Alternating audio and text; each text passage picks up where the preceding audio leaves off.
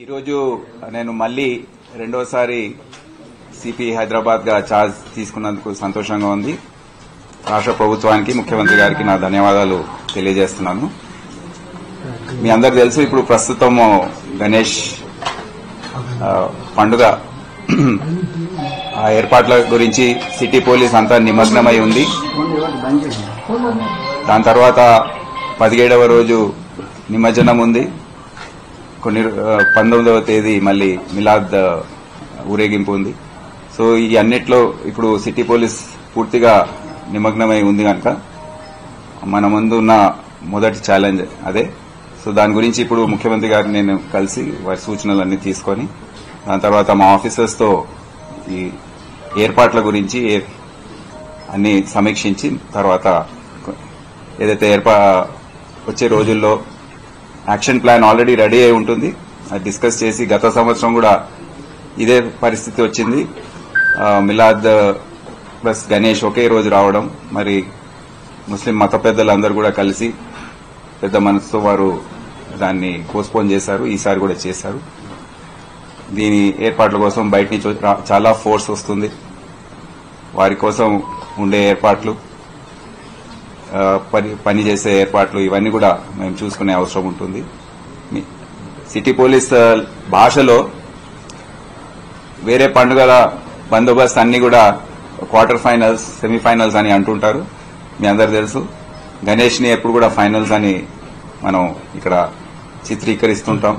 So ఆ finals గురించి అందరు కూడా నిమగ్నమై ఉన్నారు కనుక అవి సమీక్షించి తక్షణమే ఆ చర్యలన్నీ ఫీల్డ్ లెవెల్లో మండపాల దగ్గర ఏవైతే ఏర్పాట్లు ఉన్నాయో అవన్నీ కూడా సమీక్షించుకొని, మరి భద్రతా ఏర్పాట్లు ఏ విధంగా ఉన్నాయో అన్ని కూడా ఒకసారి చూసుకోవాలని మన ముందున్న ఛాలెంజ్ అది.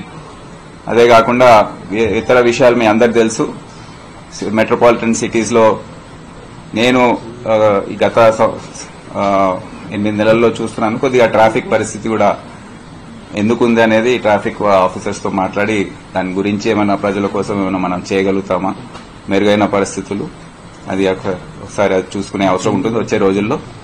అదే కాకుండా రాష్ట్ర ప్రభుత్వం డ్రగ్స్, మాదక ద్రవ్యాల గురించి చాలా సీరియస్ గా ఉంది. సో అప్పుడు డ్రైవ్ టీజీ న్యాబ్ అనేది వారు చేపడుతున్నారు. హెచ్న్యూ అనేది సిటీ పోలీస్ లో ఉంది. అది మరి దాని గురించి చర్యలు కూడా సమీక్షించి ఇంకా ఉధృతంగా ఏ విధంగా చేయాలో అవి కూడా చూసుకుంటాం. అదే కాకుండా క్రైమ్, మర్డర్స్ ఇవన్నీ కూడా దాని గురించి పత్రికల్లో చదువుతున్నాం. అది మళ్ళీ నిజంగా ఉందా లేకపోతే అనేది సమీక్షించి లా అండ్ ఆర్డర్ ఎట్లా విధంగా మెరుగుపరచాలో అవి కూడా మేము వచ్చే రోజుల్లో, నిమజ్జనం అనేది చాలా ముఖ్యం. అది అందరి అటెన్షన్ 100% దానిపైన మేము దృష్టి సారించి అది విజయవంతంగా, శాంతియుతంగా జరిగే విధంగా చర్యలు తీసుకుంటాం. పోలీసింగ్ అనేది ఇట్లా ఫ్రెండ్లీ అట్లా ఉంటుంది. అది friendly policing is part of policing. Effective గా ఉండాలి పోలీసింగ్ అనేది. ప్రజలకు ఏంటంటే శాంతి భద్రతలు గట్టిగా ఉన్నప్పుడే ప్రజలు హర్షిస్తారు. అంటే ఫ్రెండ్లీ పోలీసింగ్ అనే పేరు పైన కొంతమంది అడ్వాంటేజ్ తీసుకోవడం ఇదంతా జరుగుతూ ఉంటుంది. మీకు కూడా తెలుసు, నేను 2 సంవత్సరాలు ఉన్నప్పుడు కూడా ఇప్పుడు కూడా గట్టి పోలీసింగ్ చేస్తా ఉన్నారు. గట్టి పోలీసింగ్ చేస్తాము. ప్రజల కోసం 90-95% ప్రజలకు పోలీసుతో ఎటువంటి సంబంధం ఉండదు. గట్టి పోలీసింగ్ ఉంటే, శాంతి భద్రతలు మంచిగా ఉంటే ప్రజలు దాని గురించి మంచిగా సేఫ్ గా ఫీల్ అవుతారు.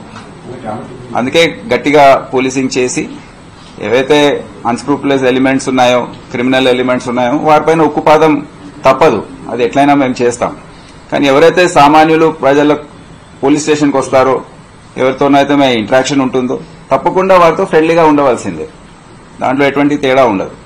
సో ఇది ఈ మెసేజ్ అందరికి తెలుసు. అది తప్పకుండా మేము చేపడతాం.